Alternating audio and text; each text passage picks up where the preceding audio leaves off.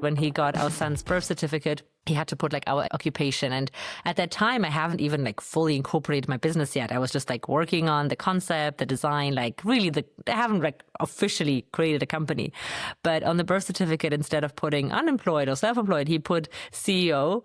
And it's like a funny thing, but it meant the world to me because it reminded me like, yes, I'm a mom. And he also knows this about myself, that I will like fully immerse myself into our son. But it also reminded me like, hey, there's this other part of you and it's okay to nurture it. And I got you, like we are in this as a team. Hello and welcome to the Mum Means Business podcast, where we shine a light on inspiring women who have one thing in common. When they're not managing tantrums, homework, PE kits and play dates, they are busting their gut to create something from nothing, to turn their passion into a thriving business and build a better life for themselves and their families. We dig into what motivates devoted mothers to pursue entrepreneurship and how they integrate their work and family life. I'm Victoria Phipps, your host, and if you're an ambitious mum in need of some solidarity whilst navigating the messy middle of making your big dream a reality, then stick around. This is for you. My guest today graduated from Columbia University and built a global career in product management and brand marketing, holding leadership roles at companies like Bayer Consumer Health and MasterCard. Her expertise in digital strategy, innovation, and consumer health all supported what became a deeply personal journey into entrepreneurship. Following her own experience with fertility struggles, IVF, and miscarriage, Anastasia Shubareva-Epshtein became determined to create a safe, supportive space for women navigating emotionally complex pregnancies. Earlier this year, she launched Femtech startup Carea, designed to redefine pregnancy and postpartum care with a mental health first approach. Now co-founder and CEO, Anastasia is committed to delivering on Carea's mission to provide mindful, trigger-free tools for pregnancy and postpartum tracking, centered on emotional well-being, not just clinical milestones. Anastasia, I'm so excited to speak to you at the very beginning of this journey. I want to hear all about your experience of becoming a mum and how it seems to have completely shifted your career. So let's dig into it. Welcome to the Mum Means Business podcast. Thank you so much, Victoria. And thank you so much for the invite and for having me. It's so lovely to be here. I'm really looking forward to this conversation. So tell me about your career path before you even thought about starting a family or going into business yourself. Yeah. Well, I would say I always had that little voice in my head that kind of was telling me you need to do your own thing and start your own business. If you would have asked me, at 16 and 18, I would have already told you that. But kind of taking a more conservative and I guess risk-averse approach to it, I just kind of had the feeling I need to get the education first. I need to get some experience first. So that's what I focused on in my 20s to, get the best education that I can, get in the right rooms with the right people and learn from the right people. Because I just wanted to know everything about how do you run a business. So that's kind of what led me into first finance, then marketing, then ultimately brand management and product management, because these roles really gave me kind of that 360 look. And I had really great opportunities at, for instance, Bayer Consumer Health, where I was managing quite big children's vitamins brands. And I think that's also why I came across for the first time kind of women's health. Back then I was living in New York and I was managing Midel, which I don't think is here in the UK, but it's essentially a product for women to kind of relieve period cramps, kind of make them feel better on their periods. And I think that was the first time I touched upon women's health. And I was like, wow, that's such an interesting area. I'm really loving this work. But I think when you work for someone else and when you have this inner desire and voice always telling you you need to go out on your own. I was always struggling a bit with kind of being, I call it in a bit of a box. And yes, you get lots of opportunity, you get lots of money, right? Which you wouldn't have otherwise in a big corporation that you can manage. But you are only able to go so far, right? Because the big corporation determines the ingredients that are put in, right? The kind of the strategy behind, and you're limited. You can't fully change the product to be, as clean or sustainable as I would want it to be. So that's kind of what we're always struggling with, and especially with the children's vitamins. And I guess in the US, they had lots of sugar in them. So I was always telling my husband, oh, it hurts my soul to work on these children's vitamins full of sugar. And he was in the US, kids eat sugar anyway. So at least, be happy you're kind of helping kids be healthier. It's sugar with added vitamins. Exactly. But as a person, I care so much about kind of what is the purpose? What is the value that my work is giving and doing? And it just needs to be aligned with my values. So I think then we moved to London for personal reasons. And I started working in MasterCard and product management, which was again all great. But, that voice never kind of went away and was always there. And I think it was just like this one day where I came home, like, having a bit of a meltdown and just kind of like, what am I doing? It's not aligned with my values. And it was around the time we started IVF and had experienced a miscarriage and everything. And I think many women probably going through the same will agree that it shifts your perspective. It helps you to really redefine your life, kind of redefine your priorities and be like, what actually matters in life. And I think I just had this like moment to be like, really honest conversation with my husband. Like, I know we're trying to get pregnant, going through IVF, but can I just quit my job and start my own startup? How do you feel about that? And he was like, you know what? Like, do it. I mean, luckily he is so supportive and is now also the co-founder of Carea. He still has his corporate job, so he's our safety blanket. But so luckily he was so supportive, and that's just what I did. And I think the minute I became pregnant, it was the minute I then also started working on Carea. That's so interesting. And I think I want to go back a little bit, because this thing about always having an instinct that you wanted, I mean, whether it's inverted commas more from your working life, that you wanted to do something for yourself.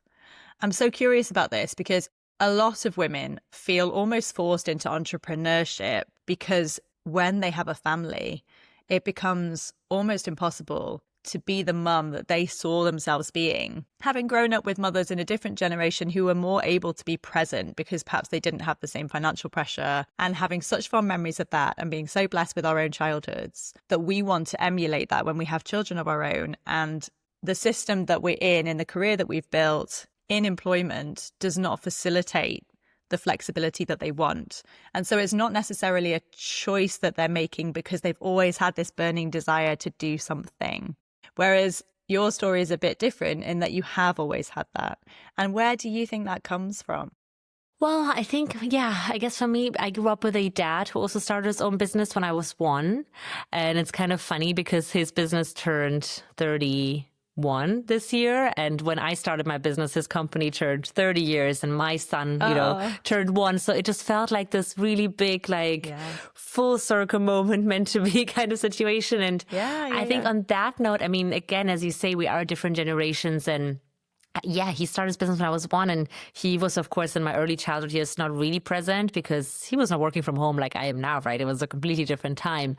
So I think and my mom, she took 3 years off work. I think, I kind of grew up between two very different parents who were very present in a very different way. But I think it just instilled in me this first desire. I just saw my dad living his dream of having his own company. And he always told me about how, it comes with so many challenges, but not having to work for someone and being able to create. And he's in the real estate business. So, he would show me look, we created this building and, it has these and these features and these many families live in there. And I think I just grew up seeing that and kind of seeing the impact that he was making. But at the same time, I also grew up with a mom who was so present with me and so fantastic and who was always telling me, you can do whatever you want, be whatever you want. She never put any pressure in terms of you have to go down XYZ career path. I think that just really instilled in me this desire of doing good and building something. I always hated the question, what do you want to be? And now I was just talking to my husband about this yesterday, let's never ask our kids that, because I think a better question to ask is, what problem do you want to solve when you grow up? Or what passion do you have? Because I think otherwise it just restricts you. And I mean, today it's a complete different story with AI and everything. Who knows what our kids, right, will be able to do. But even for us, right? So I kind of was always thinking from a lens of, what impact can I have? And I was always saying, when I'm gone one day, I want to know that I made the world a tiny bit better. Even if it's just a tiny bit, if I helped one person, that's what I want to do. So I think in my 20s, I was searching for this, how can I make an impact, until, the impact kind of hit me in the face with all the fertility struggles. And I just knew that's it. I want to help women. Yeah. I love that, because sometimes I think similarly to you, my dad was very entrepreneurial and I grew up in a kind of self-employed household, but it was always this kind of mood of creating your own destiny and taking agency over your own working life and what that means and the balance of work and home and all of that. And I found that really infectious as well. But I think what is interesting is we might have that desire and we have this energy in us for building something, creating something from nothing, and we don't quite know where to put it. And actually, we can try and force that and try and find things. And I feel like I've always done this. I'm like, what is it? What is the next thing? Like, it does feel like an energy. Do you feel that? 100%. And it's so frustrating while you're searching. Like now, and I'm still in the early phase, I'm still building it, but it just like, I can feel it in my bones that it's the right path I'm on. Yes. But before that, it was so hard because I had this desire, but I'm like, what am I doing? Where I'm putting this energy? And like, it's also really, really frustrating because I think I'm also really aware of kind of the finite time we have, and that's also, I think, why I wanted to, go down the entrepreneur path, because even with my child and hopefully children in the future, I want to be present. Like I want to be there. I don't want to miss a single thing, right? And of course, you are ultimately going to miss something, even if you're an entrepreneur, but it at least allows me to, have my own hours and kind of build my schedule around his schedule. And yes, I think it just really goes hand in hand. Like if you have this desire to do something and then you find it and then you just kind of make it work together with your family life. Because similar with the question, what do you want to be? I always hated the question, which I oftentimes got from kind of older generations, like, do you want to focus on being a mom or do you want to focus on your career? And I'm like, why you have to choose? Like, I kind of want both. And, and I think that's kind of why with corporate, I always felt like, I'm not sure if I can do both in the way that I want to do both. And as I mentioned, I studied in New York and I worked in New York. And New York is such a crazy bubble because in my first job, I had, I think, 10 paid holiday days per year. And their kids are put in, and I'm from Germany, and there it's very, very different. You have like 35 days and most moms are home or parents are home for a year or 2 or 3 years. And there, kids are put in daycare at 4 or 5 months. And again, like, to each their own, but I just knew like this is not how I want to live my life. So I think ultimately is then you have to create your own rules. Yeah, I think this idea of making a choice, actually the construct of traditional working life was built for men primarily in 100%. An age where women are at home looking after their children. So there's no burden upon men. They can be in the office at 8:30 and leave at 5:30. And when they get home, their dinner will be on the table, and the children will rush to the door and embrace them, having missed them all day. And yeah, it's not the world we're living in. And you try and take women and you put them into that construct. And it's like, well, okay, what happens with these children then? And so society says, it's all right, well, you can put them in daycare. And then you've got this whole sort of situation where the parents are essentially estranged from their children in some cases because the demands of work and the financial pressure are so high. And you're right, we do only have this one life and we have this limited time. And our children's childhood it goes so quickly, it's so fleeting. And I think coming back to all these conversations I'm having, the common thread is that there are a lot of women rejecting it. Mm-hmm. And it must be actually very difficult. I just feel like we are completely aligned in this kind of energy and this sort of burning desire to do something, and it is that surge. And I'm so pleased that you feel so confident that you're on the right path now, because I know what that feeling is like. But I think for women who never had that and did just want to have the secure career, to feel that actually their children's childhood and being present is the most important thing. And to feel forced into starting a business, which actually just the decision in itself and the act of doing it creates massive anxiety. 100%. And they're not in that, they're not excited by it. You or I, and everybody is different. You or I might be like, okay, good, this is my moment. I'm going to do it now. And then we're going to have a family and it's all going to fit together. And, there's a buzz about it. But I think for a lot of women, it might not feel that way. It might be like, right, okay, I need to do something different. What can I do? And it's quieter and it's filled with, just apprehension. Mm-hmm. And so I think that's worth acknowledging. But I completely understand. And I see you getting excited when you talk about having actually finally found the thing. Mm-hmm. And I completely get it. And it is, so much of it is not necessarily about money. It's about purpose and impact and making your family life work. 100%. Tell me about your experience into motherhood, what that was like for you, and how that then fed into this idea for your startup. Yeah. And before I get into it, I just, with the previous note, just want to say that it also, I never want to make any woman also feel bad about her choice. Because as you said, for some women, the corporate path is great. For some women, being a stay-at-home mom is great. And I think these are all wonderful options. And of course, I have to acknowledge the privilege, that I have a supportive husband and the financial means to do this. But at the same time, I just, always want to empower and kind of try to inspire women to also just, go down the path that excites them and, that inspires them, because I do really believe that, especially for kids, like they can feel all our energy, right? And I'm so glad that I kind of exited the corporate world where I wasn't happy, because I think a depressed, stressed mom also makes for a really, kind of anxious child. So yeah, just, wanted to add that note that I never want anyone to like listen to this and be like, oh, but I'm not feeling this way. Like there's so many facets to, being a working mom or stay-at-home mom or whatever it is. At the end of the day, it's like have to pick the path, I guess, that works best for you and your family.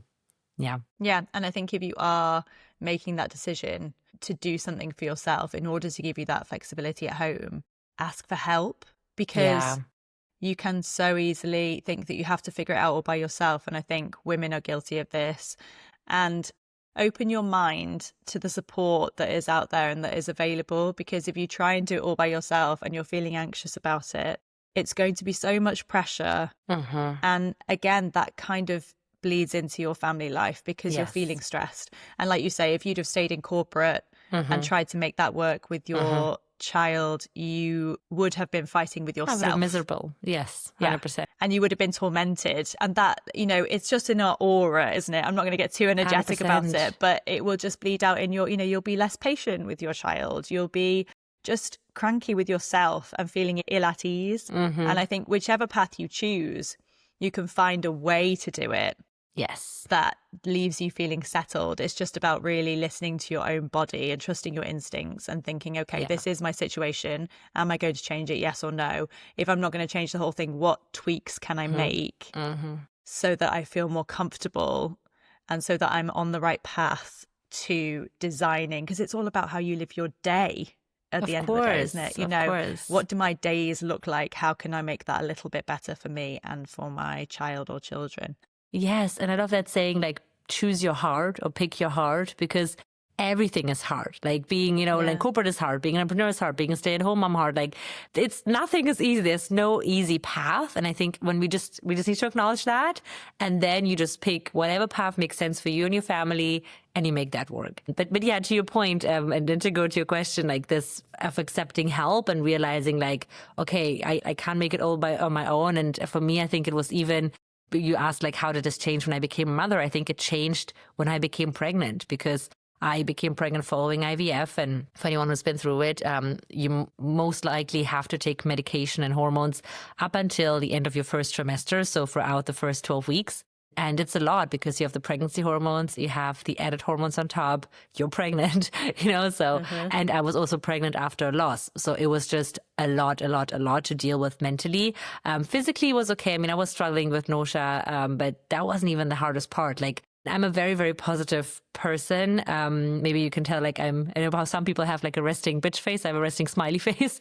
But in this first trimester, I was so down, and I don't know if I had antenatal depression, but I just couldn't recognize myself. Like some days I struggled to even, get outside with a dog. It was just completely different. I was so anxious, so scared every time I went to the bathroom that, I would see blood again, like with my first pregnancy, counting the days would not go by. It was just horrible. And in that time, I was kind of trying to make myself feel better. And as you said, like trying to find the help, kind of noticed there isn't anything really out there. Like I tried all the pregnancy apps, and again, not to throw shade on them, because I'm so grateful for all the Femtech companies that came before us, because they created the path. And but I still found that most pregnancy apps are kind of more of like a rainbow and sunshine portrayal. Yeah, you're happy. It's the best time of your life. Congrats. But I didn't feel that. I mean, I was over the moon to be happy after such a long journey. But at the same time, I was scared and anxious and guilty about feeling like this and all these emotions. And it just felt like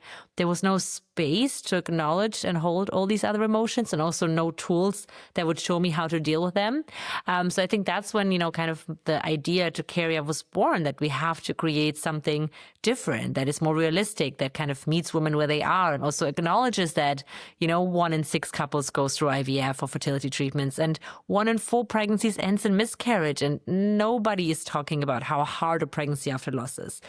So yeah, that all kind of then really led me to, okay, let's create this app that is just a bit different. So what was it in the apps that you were using that you felt specifically was missing? Was it in just the mood? I mean, I imagine I haven't experienced pregnancy loss, and I feel very fortunate because I have had 2 pregnancies. But I imagine that pregnancy after loss is anything but joyous. I mean, particularly in those early stages. And I can completely understand, as you say, that you're almost waiting for it to go wrong. And it must be hard to function. It is. There's so much is still, I mean, I know it's getting a lot better. My mother had a miscarriage and she hardly ever spoke about it, but she just, everyone has miscarriages and it's just one of those things. And whereas now I think people are talking about it more because the repercussion, especially for mum, because you are having all of those physical symptoms. And then sometimes the miscarriage doesn't actually miscarry.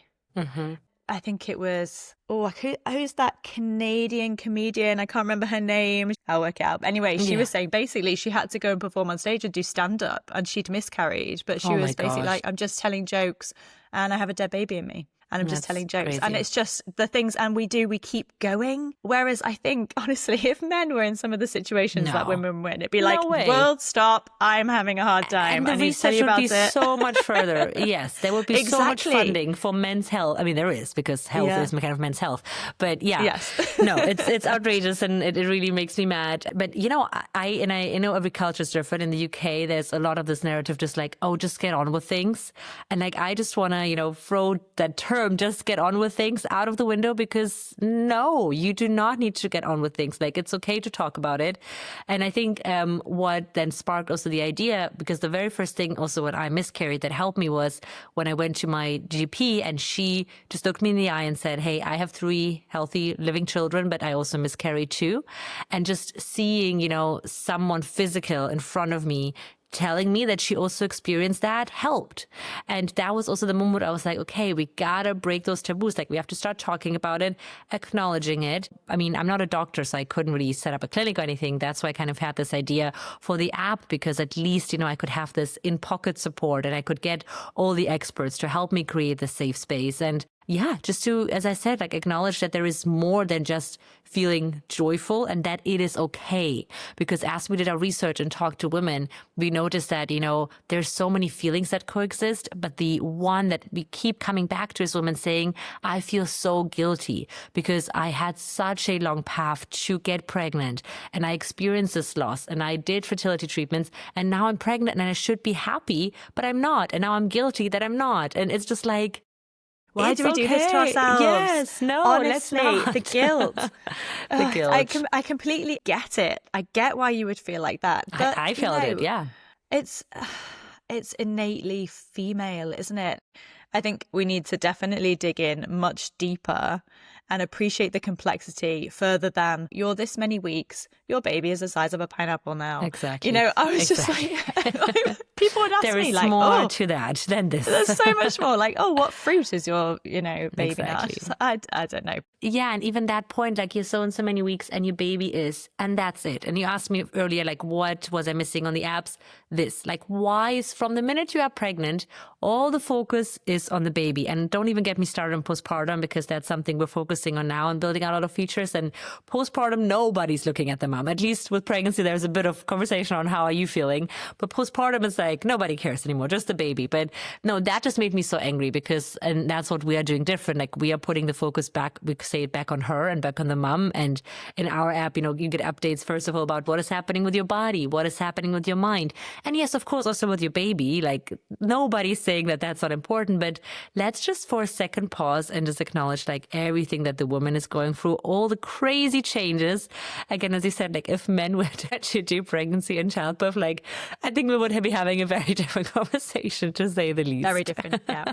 Yeah. It's an understatement. Yeah. But yeah, I mean, every experience is completely unique, isn't it, in pregnancy? And this thing that you're talking about, where you feel alone in that you're perhaps not informed well enough about what is normal to experience in pregnancy. And there's so many books, so many things. And some of them are quite prescriptive. Mm-hmm. And some of them are just very, very upbeat as well. Yeah. But it's about when things go wrong. Mm-hmm. And it's about when your pregnancy is horrendous.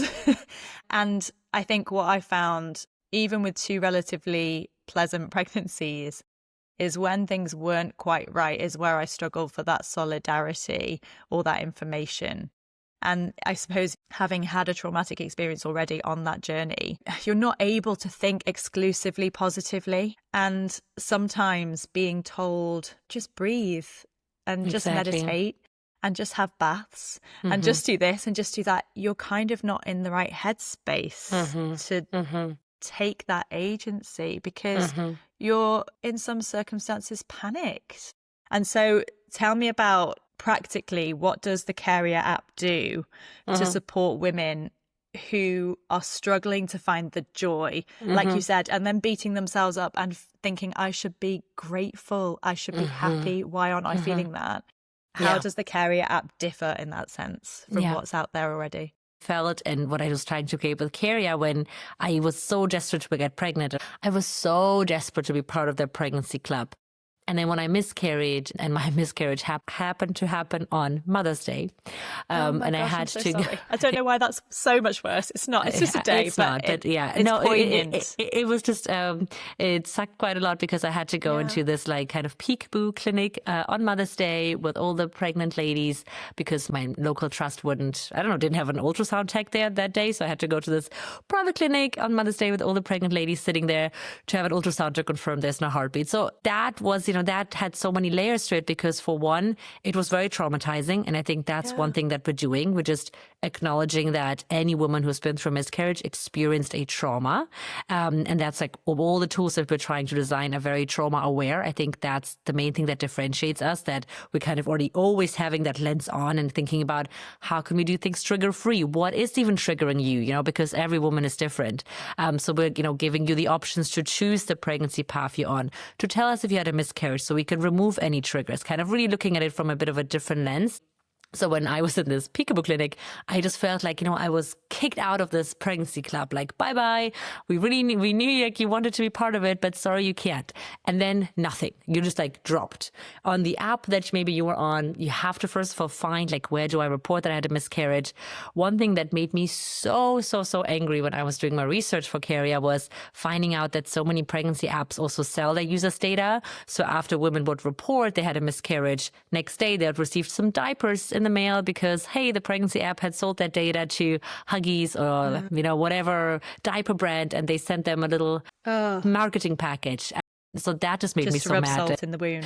Exactly. And think like, okay, we got to do better. We have to protect user data better. So like that's on the forefront of everything we do, like keeping user data safe, and we comply with like the strictest standards. And I was trying to think about how do we remove this feeling of you being kicked out of this club and there's nothing. So when you report a loss in our app, the experience is very different because you land on a screen that, first of all, like we have a whole like loss path. I don't think other apps really do that. So like your home screen changes, it acknowledges you had a miscarriage. It gives you some statistics to just make sure that you know you're not alone. And then we give you resources right away. We have so many expert written articles to kind of, so you understand like what's happening in your body. And as you said, and that's the second piece, like the information.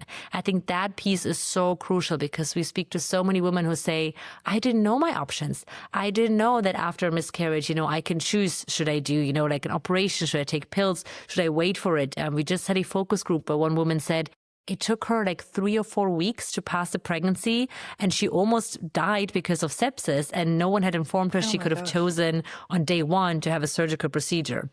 So that piece of information we're just giving you all the information and really look short, summarized, super concise. You can listen to it, you can read it, because at the end of the day, doctors and midwives are great, and I'm sure they're doing the best they can, but the medical system is overworked. Like we all know it. Every country has the same problems. As you said, there's so many books, so many resources. So we're trying to kind of get you with the right information at the right time so you can like take that agency back and that power back and really, make informed decisions, because I think that's what it comes down to. And yes, we have all the other tools like meditations, affirmations to help, like these like kind of soft tools, I would say, to make you feel better.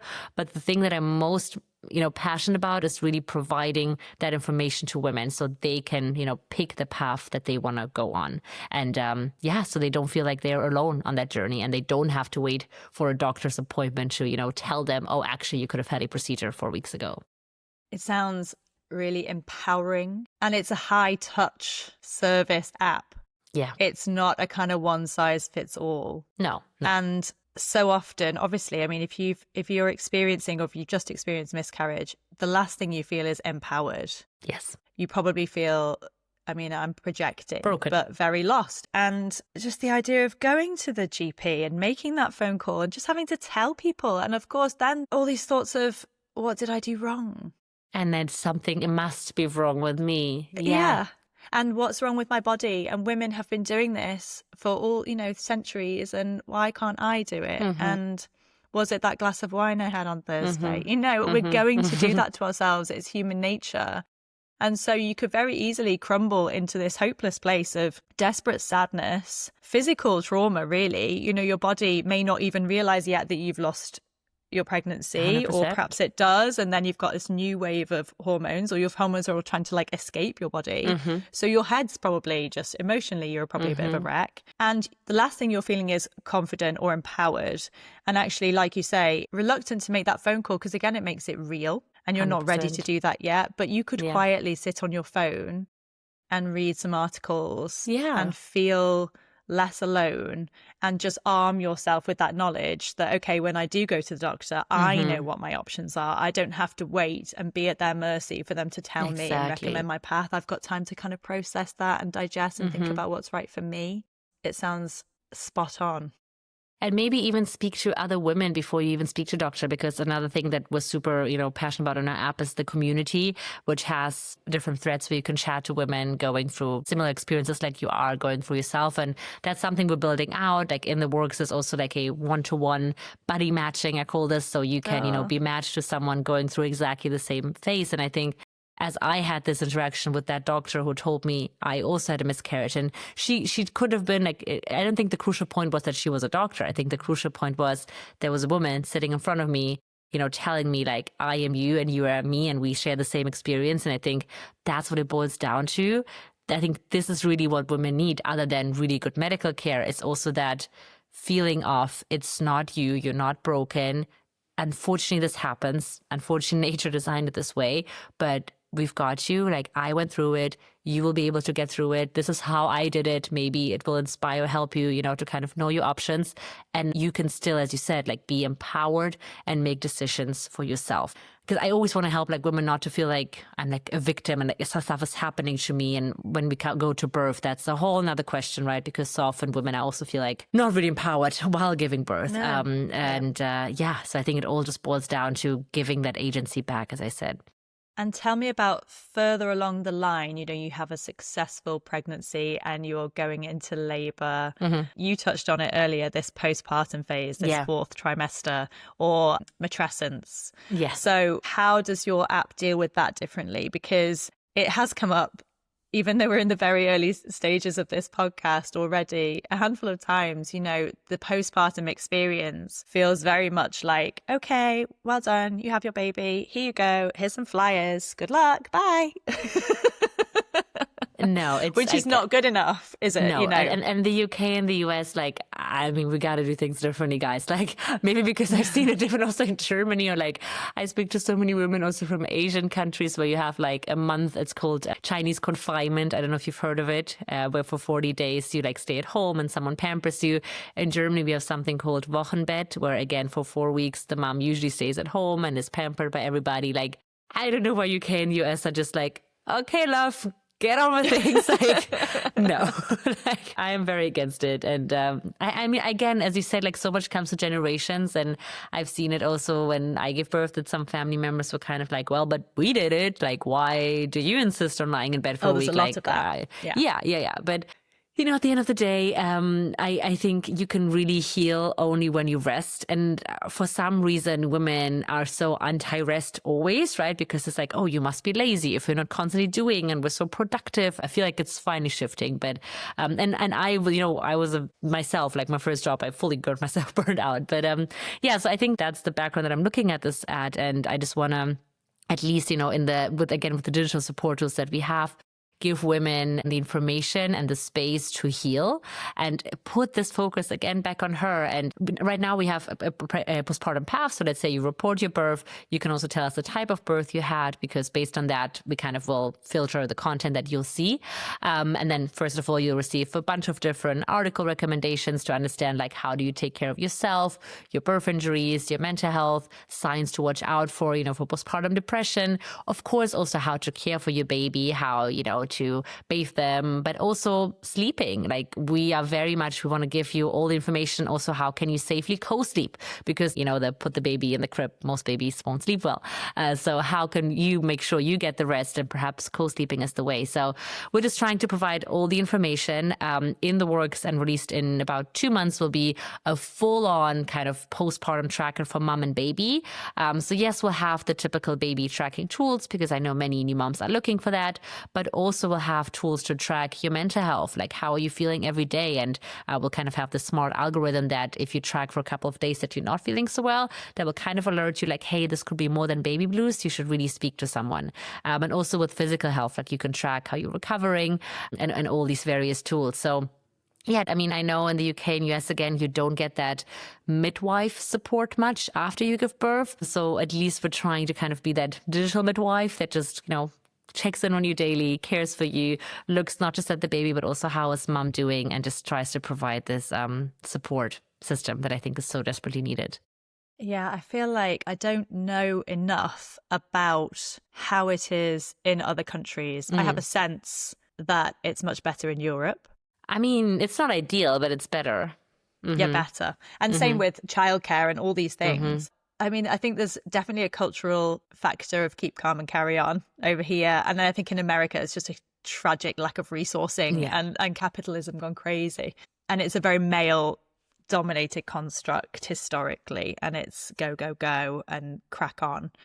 And do you think part of your work with this app, you're launching it in the UK, is to kind of counter that and culturally reset women's minds as to their own value in this situation? Because like you say, a lot of it is baby centric, and it's clues, isn't it? It's just little things like, I had a horrendous labor with my first, and it's the things that people say to you. It's like, well, baby's happy, baby's healthy. So be grateful, baby's healthy. All that matters, you've got a healthy baby. And stop whinging. Like, nobody's saying it doesn't, but Yeah, of course. But I mean, that is the most important thing. And for a mother, that's the most important thing. I would much rather I suffer than she suffers. Yeah, of course. So that is a given. But I think it does diminish your own experience. It does. That it's not only secondary, it's, just don't complain. Exactly. It's hard. 100%. Yeah, and as you said, like we launch in English. So for now, like UK, US, Australia, kind of the Nordics also been our top markets. And we have plans to, also let into the German market. I think it's different there just because, as I said, like midwifery care in Germany, you're entitled to a midwife until you stop breastfeeding. And for the majority of women in Germany, that's not like here in the UK, that's a year plus. A majority of women in Germany actually do breastfeed for a year. So it's much, much longer. It's much more care. So I think, to your point, like I didn't think of it in the way of like, maybe I'm doing this here to kind of help Boucher, but now that you said it, I'm kind of like, maybe I was subconsciously. Use it. But you're probably targeting the market that needs it most in some ways. Exactly. Yes, 100%. And when I was preparing to give birth myself and being an IVF pregnancy here in the UK, I think in the US it's the same, like they kind of start the induction conversation at your first appointment. So at 8 weeks, they kind of already said, FYI, just because you're an IVF pregnancy, you probably will be induced. I'm like, I'm 8 weeks pregnant. Why are we talking about this? And there's so much wrong with this and so much just looking at general statistics. And I remember telling my doctor, like, hey, actually, I would really love a natural water birth. And she was like, all that matters is that baby is healthy. We're not at Disneyland here where you can, put your wishes in. And as I said, like, duh, all that matters. Like, of course, I want my baby to be healthy. Don't you think after everything I've been through, that's the most important thing in the world to me? But also, no, as a woman, you should be empowered and able to choose how you give birth because that matters. Yeah, it's all about this limiting choices again. Yes. Are you going to be a mum or are you going to have a career? Exactly. Are you going to have an IVF baby or do you want a water birth? Yeah. Like, what is this? It's crazy. One of the things that the app sounds like it's really going to help with, it is arming mothers with more knowledge about what they're going through, because any mum to be, if it's your first pregnancy, you've no idea. Just going to put that out there. No, you don't. You've no idea. You've no idea about parenthood. I thought I knew stuff, but I didn't know anything. And I think what was really interesting is what you said about the community, because I say time and time again, I didn't realize the power of female friendship until I became a mother. And the pain that we all feel when we go through a trauma is heightened incredibly if we feel like we're the only ones. 100%. And I do hear of mums who are isolated entirely through this whole experience. So tell me about what sparked that. Obviously, you're moving across an entire ocean around that time. So that kind of hinders friendship building.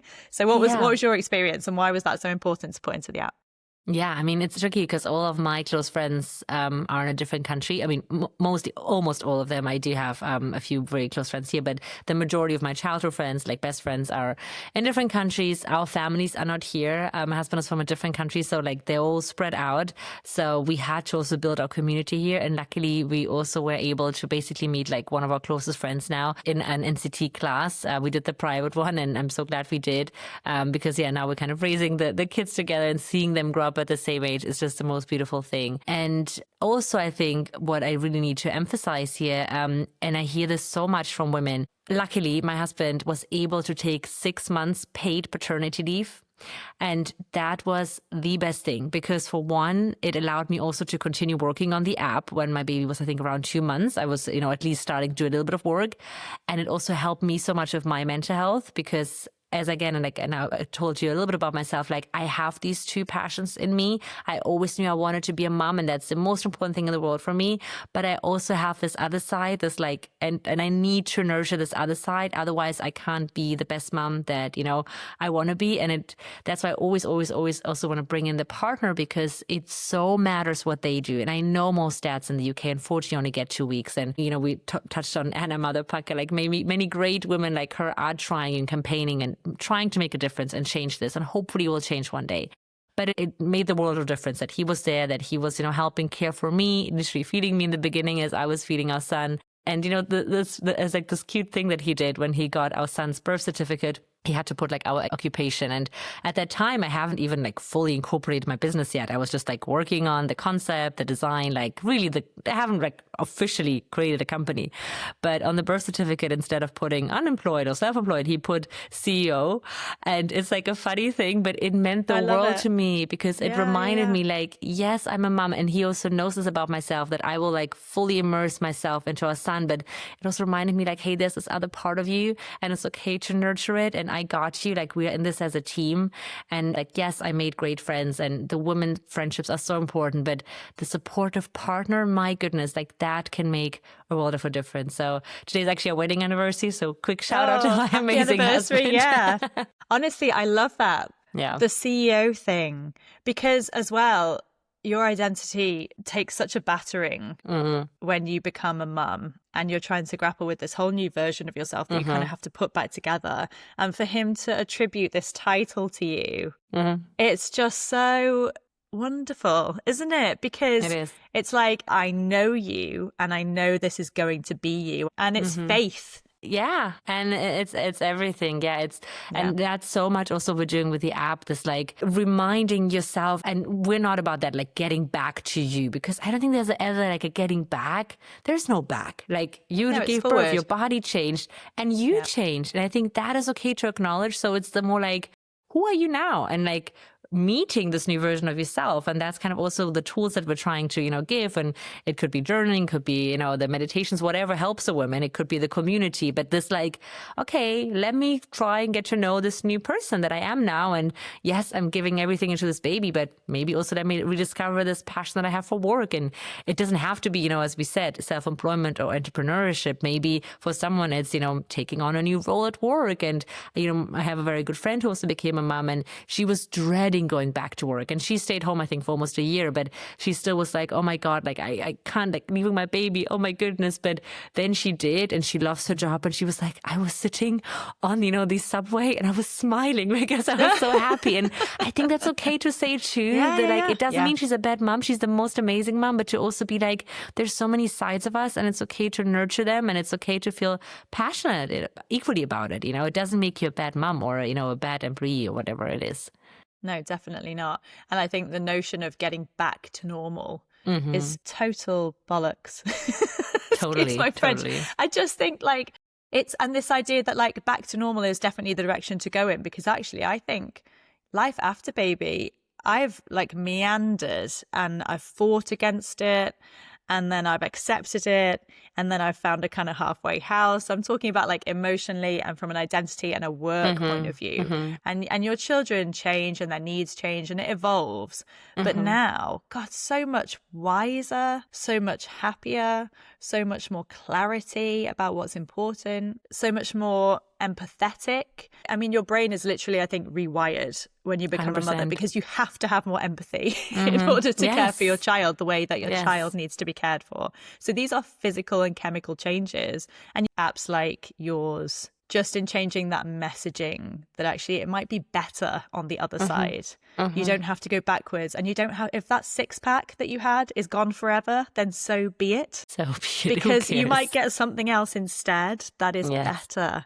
It's a total reframing, and it's a really complex thing to navigate. And I think had I had an app like yours that was giving a bespoke journey, I think that's the key, asking questions and supporting mum, because you're right, mum has to be at the center of this. And as you say with the partner, like I love what Anna is doing. It's so important, because I was very lucky as well with my partner was furloughed. Because it was COVID, and we went into the third lockdown the day after she was born. So we had all the families over on New Year's Eve. I was not looking my best, but we had them all over to meet baby, and then obviously lockdown, and that was it. So he was around for that first, I mean, he had to go away 7 weeks in, but just for that initial recovery, he was there every day. And important. It just sets a precedent for teamwork as well. And I think we really 100%. struggled, because he did go away for a good chunk of time then. When he came back, we'd lost that a little bit. And I think that must be what happens when people go back to work. And I think mum gets used to doing everything. Yeah. And then we fall back into quite a traditional way of doing things, where dad's going out to work, mum's at home staring at four walls, and then dad's like, well, I've been at work all day, and mum's like, well, this is a job too, and all of these discussions that we all have, And then we wonder, why do so many marriages, fail after after 2 years, right? Like, because it's tough, and especially when you have such a, dissonance between the different requirements and roles. Completely. I'm surprised so many succeed. I honestly. And then you get into number two, and it's a whole other thing. But yeah, no, I think it sounds incredible. But tell me, how has the experience been of your first year of motherhood coupled with launching a startup? Because that sounds intense. Yeah, intense. Yes. But again, as you said, like I couldn't have done it without the help. And I think that's also important to acknowledge, like I am not doing it all. And I hate that the questions like, how are you doing all? Because nobody's doing it all, because that's the truth. And I tried in the beginning, because in the beginning I thought, well, the baby is so small. I'll have him in the carrier and I'll just do a call. And sometimes it worked. Sometimes he would sleep through great. I mean, yes, I was also feeding him throughout calls. That worked. But sometimes once he started also being more alert, like I started noticing that he's like annoyed that mom is not giving him the full attention. And I also really didn't want that. I realized like, I don't want my son seeing me like on my laptop, like a zombie, and like when I'm with him, I want to be with him. But at the same time, when I started also hiring the in-house team, I, quickly understood like, hey, they also deserve my full attention. Like, I will never apologize if there's baby noise in the background of, if he has to be on the call with me, because if he is, then, it was truly no other solution. But they also deserve my full attention. So that's why, we kind of made the choice when he was about 7-8 months that we brought in a part-time nanny that comes 5 hours per day in the morning. So right now, so I can get like my 5 hours of concentration work done. And then I work when he sleeps in the afternoon at late nights, right? Like I don't watch a movie most nights. I work until 11, 12 when he sleeps, but I don't want any pity for it, because that's my choice, and like I want to do it this way. I want to have the afternoons with him. I want to do bedtime, and I completely do not mind doing work afterwards, because I love what I do. Like you can tell, like I'm so passionate for it. So I get to work then, right? Like I don't see like, oh, I have to work. It's more like I get to work, and it excites me and it makes me a better mom. But I think that was the biggest learning and lesson, to accept help, to, tell myself again, I'm not a bad mom because I'm accepting the help of a nanny. As I said, I don't have grandparents close by. I don't have relatives close by. Even our friends don't live super close by. So it is okay to accept that help. And, at the end of the day, just kind of making it work, taking it day by day. Some days it's harder, some days it's easier. Now we're like in a separation anxiety phase, so he does not laugh, when the nanny comes and mom is going upstairs to work. But yeah, taking it day by day, honestly, and I'm seeing Carea also almost as a baby. It feels like maybe like raising twins. Yeah, they're going to grow up together. They grow up together. Yes. I love that. And also everything that you do, of course, you believe in this business and this app that you're putting together, and you're doing it to help people, exactly, to help mums. But you're also doing it to design your life. Yeah. So that you can have that time with him, and his needs are going to change so much in the coming years, and you can evolve, your daily schedule, what you do when. Like at the moment it works, you go back to work after he's gone to sleep or whatever it might be, but then that might not work when he is older, and he might be staying up later than you, and you're like hitting the pillow at 8:30, So it's having that freedom, and that's kind of what you're building into. So I can see why you're so excited about it from all aspects. It's just lovely to hear you talk about it, because there's like a whole spark going on, and I think it's infectious. I think it's brilliant what you're doing. Thank you, Victoria. I really appreciate it. What change do you want to see in the world? Wow, that's a loaded question. I think it all comes down to, the support for women, but even this as women, allowing to receive the support and putting that emphasis back on, caring for ourselves. As a human, like I care so much. I think that's maybe why I call my company also Carea. Like that's so at the forefront, because I think we are hardwired, or so many of us are hardwired to care for others, and, that it's totally okay to, not eat or have lunch because at least our kid ate and we didn't have time. But I think that's a change I really want to see, that we start prioritizing caring for ourselves just as much as we care for our partners, or maybe our parents, our babies, our pets even, to just put that same emphasis on it, and to reclaim that agency, that empowerment, that journey that we're on, no matter if we want to have kids or not, be informed, like get that access to information. I think that's a big, big change I want to see. And it starts with fertility, because so many women, get to the age of 38 and then they want to have a family and then they can't.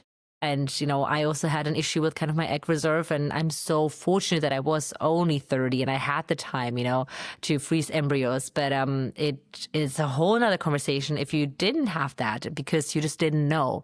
So I would really, really love to see, like, as I said, like change in access to information that you at the right time know, and you can just decide what you want to do for yourself, for your family.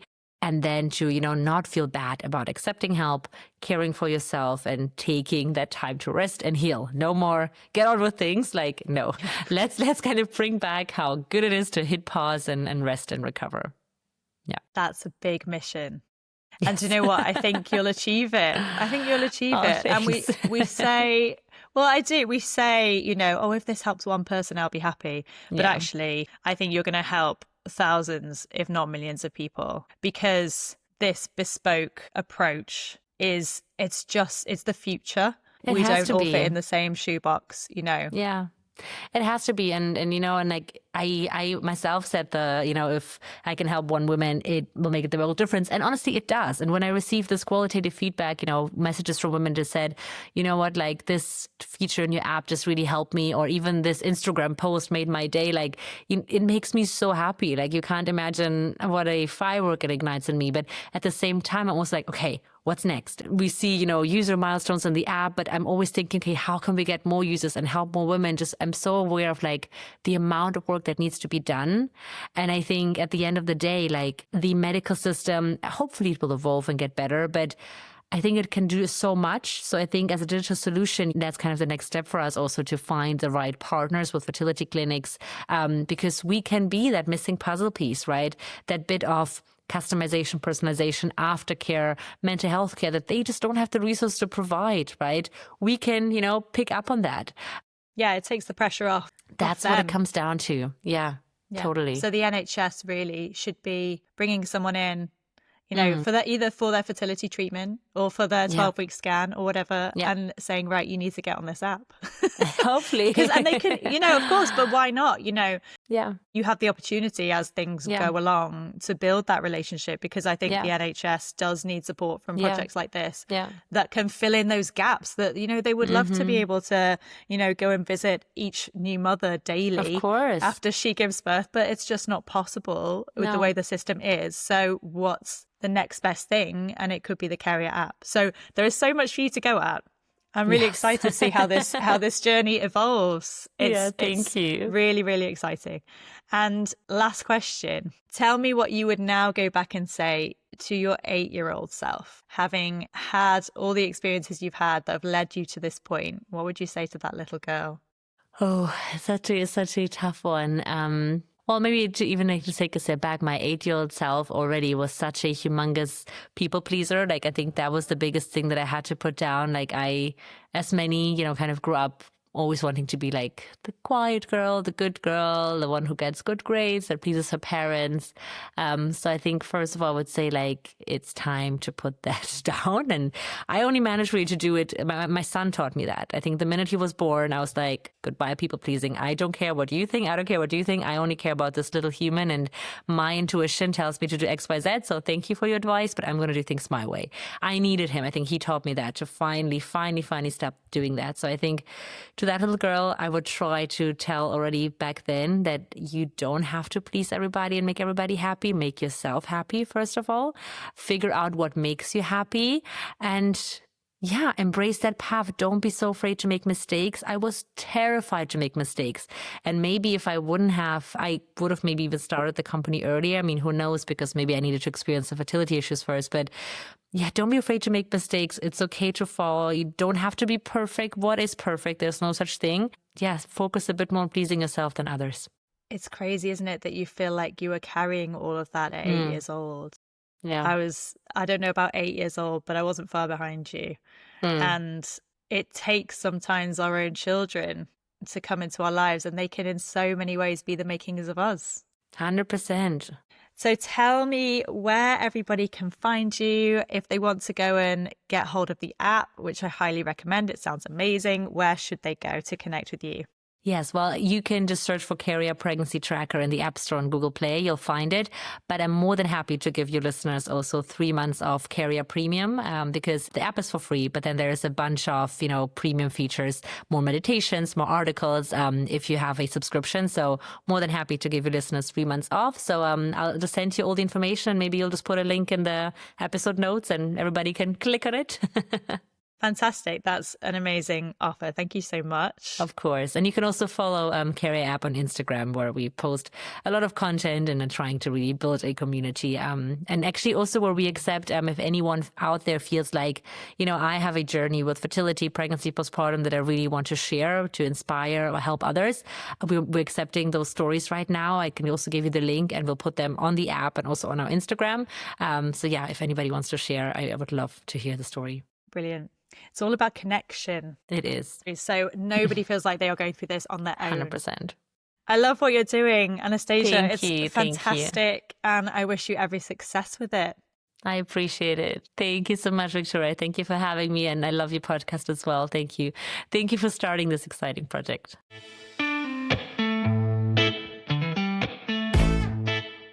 I am buzzing after that conversation with Anastasia.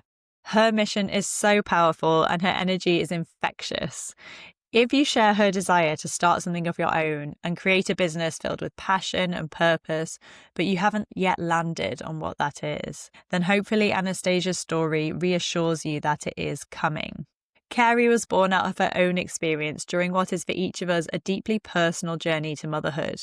Anastasia noticed that there were some huge gaps on the maternal pathway, which instead of offering bespoke support, gave mothers blanket advice, which often miss the mark at a time when we are at our most vulnerable and in need of personalised care. She decided to fill those gaps by creating an app that has the power to improve maternity experience for mothers across the board with high-touch, bespoke support tailored to each woman's journey. It's easy to feel frustrated and impatient, searching for that thing that could become a business and give us the freedom that we crave. I felt this myself, and I'll say from experience, you can drive yourself mad trying to find it. So have faith and keep your mind open. What's meant for you will come when the time is right. Thank you so much for being here. I know your time is precious, and I appreciate you tuning in today. If you enjoyed this episode, please subscribe, rate, and review the podcast because we want as many mums as possible to find us and join in the conversation. If you have thoughts, questions, love letters, or even hate mail, please send them my way. I read every single message. For more resources and episode show notes, please visit our website at mummeansbusinesspodcast.com and find us on Instagram at mummeansbusinesspodcast for behind-the-scenes content and updates. Until next time, I'm wishing you only good things in life and business, and I will speak to you soon.